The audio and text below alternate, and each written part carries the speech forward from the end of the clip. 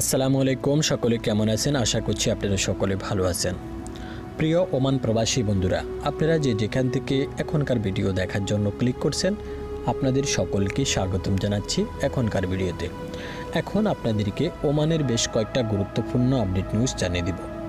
প্রথমে যে গুরুত্বপূর্ণ আপডেট নিউজটা জানাতে চাই সেটি হচ্ছে টাইম অফ ওমানে আজকে একটি আর্টিকেল ছাপানো হয়েছে। সেখানে বলা হয়েছে ওমানে যে সকল ইন্ডাস্ট্রিয়াল এরিয়া রয়েছে, অর্থাৎ যেগুলোকে আমরা সানাইয়া নামে চিনি, সেই সকল এলাকার যত বাণিজ্যিক কার্যক্রম রয়েছে সকল বাণিজ্যিক কার্যক্রম সন্ধ্যা 8টা থেকে ভোর 5টা পর্যন্ত বন্ধ রাখার সিদ্ধান্ত নিয়েছেন এবং সুপ্রিম কমিটির পক্ষ থেকে সকলকে এই নির্দেশনাগুলো অনুসরণ করার জন্য আহ্বান করেছেন। যেহেতু দুই একটি লঙ্ঘনের ঘটনা ঘটেছে, সেই জন্য সকলকে পুনরায় সতর্ক করে দিয়েছেন যাতে করে সকলে এই সকল বাণিজ্যিক কার্যক্রম বন্ধ রাখে, যেহেতু সুপ্রিম কমিটি এখন করোনা ভাইরাস রোধে এই সিদ্ধান্তগুলো নিয়েছেন। এছাড়া ওমানে যে সকল বেসরকারি ফার্মেসি রয়েছে এবং বেসরকারি হসপিটাল রয়েছে, স্বাস্থ্য সংক্রান্ত যে সকল প্রতিষ্ঠান রয়েছে, সেই সকল প্রতিষ্ঠানগুলো খোলা রাখতে পারবে। এই নিষেধাজ্ঞার ফলে এগুলো কিন্তু নিষেধাজ্ঞার বাইরে থাকবে। আশা করছি আপনারা এই বিষয়গুলো বুঝতে পারছেন। বন্ধুরা, এরপরে আপনাদেরকে ওমানে করোনা ভাইরাসের আপডেট নিউজটা জানাতে চাই।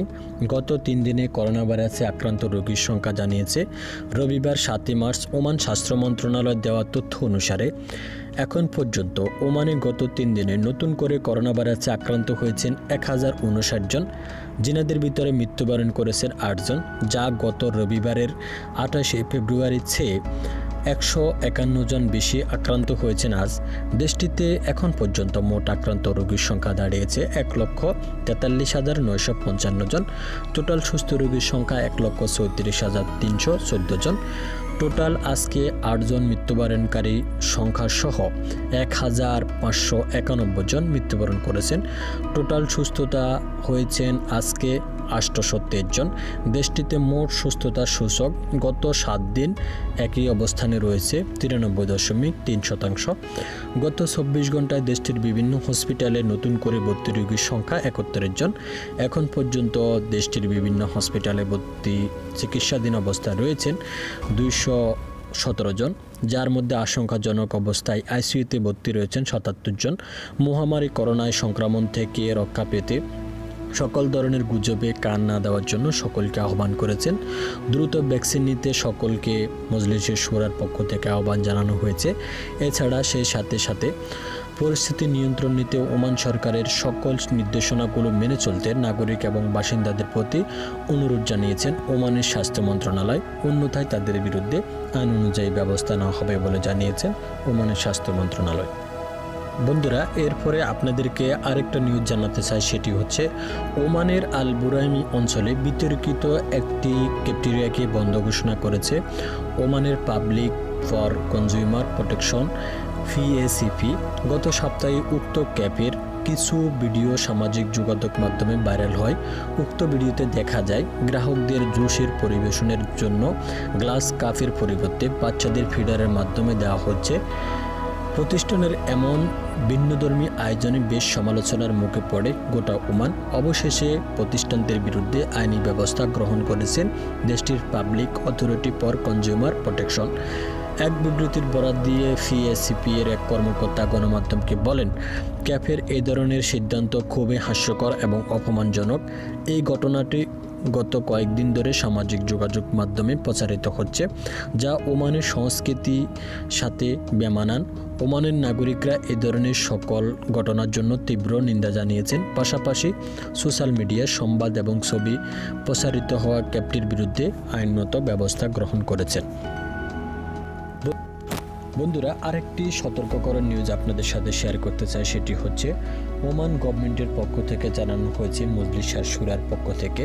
সেখানে বলা হয়েছে ওমানে যে সকল বাণিজ্যিক কার্যক্রমগুলো গোপনে পরিচালিত হচ্ছে, সে সকল বাণিজ্যিক কার্যক্রমগুলোর বিরুদ্ধে খুব শীঘ্রই তারা অভিযান পরিচালনা করবে এবং সেগুলো দমনের মাধ্যমে এবং প্রবাসীদের যে ওয়ার্ক পারমিট নবায়ন ফি বৃদ্ধির মাধ্যমে ওমানের শ্রম বাজারকে নিয়ন্ত্রণ করবেন এবং ওমানিদের চাকরির সুযোগ তৈরি করবেন। তো এক্ষেত্রে যারা উচ্চপদস্থ পদে রয়েছেন তাদের ক্ষেত্রে নবায়ন ফি আপনারা জানেন অলরেডি কিন্তু বেড়ে গেছে এবং বাকি প্রবাসী শ্রমিকদের উপর যদিও প্রভাব না পড়ে, কিন্তু যারা উচ্চপদস্থ পদে চাকরিরত আছেন তাদের উপর প্রভাব পড়বে এবং ওমানিদেরকে কাজে ইনভলভ করবেন এবং ওমানে যে সকল বাণিজ্যিক কার্যক্রমগুলো গোপনে পরিচালিত হচ্ছে, বাসা বাড়িতে, ছোট কারখানা, সেগুলো নিয়ন্ত্রণে নিয়ে আসবে, একটা পর্যায়ে নিয়ে আসবে, যাতে করে শ্রমবাজারকে নিয়ন্ত্রণ করতে পারেন, ওমান সরকারের আরও বেশি ফায়দা হয়, সেই জন্য এই সকল সিদ্ধান্তগুলো গ্রহণ করবেন।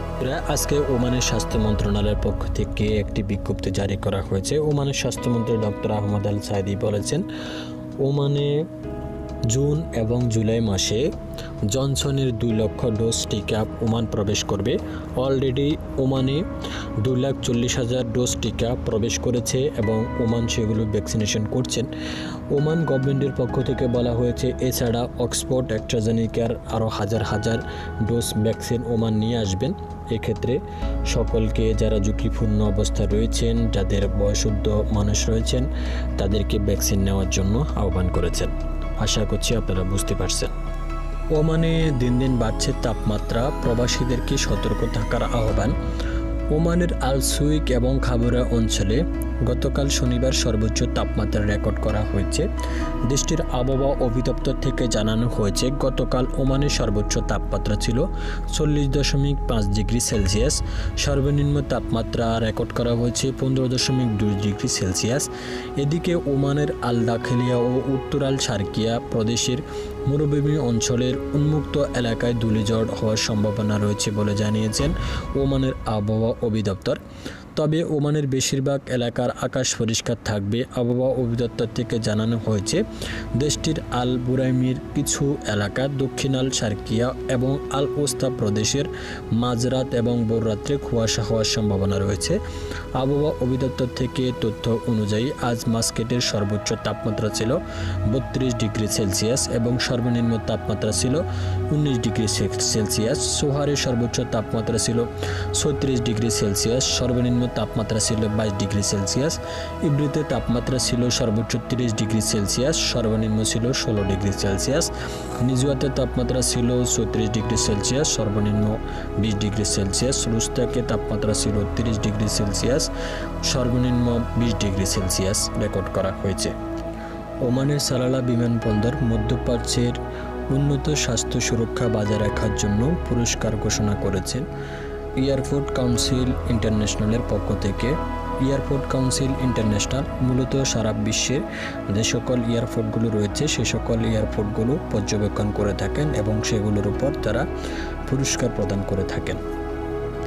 মাস্কেট মিউনিসিপ্যালিটির পক্ষ থেকে আজকে কয়েকজন প্রবাসীদেরকে গ্রেপ্তার করা হয়েছে। তারা তামাক জাতীয় পণ্য বিক্রি করছিলেন এবং এই সকল পণ্য বিক্রি করার দায়ে তাদেরকে গ্রেপ্তার করা হয়েছে এবং বাড়িওয়ালাদেরকে সতর্ক করেছেন মাস্কেট পৌরসভার পক্ষ থেকে তারা যাতে এই ধরনের মানুষদের কাছে বাড়ি ভাড়া না দেন, সেই জন্য তাদেরকে সর্বোচ্চ সতর্কতা অবলম্বন করার জন্য আহ্বান করেছেন।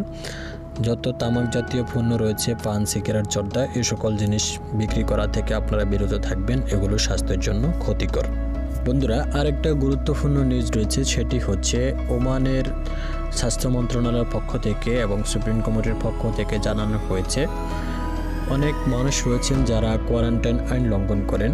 আপনাদের হাতে যারা ওমান প্রবেশ করেন তাদের সকলকে ট্র্যাকিং ব্রেসলেট দেওয়া হচ্ছে।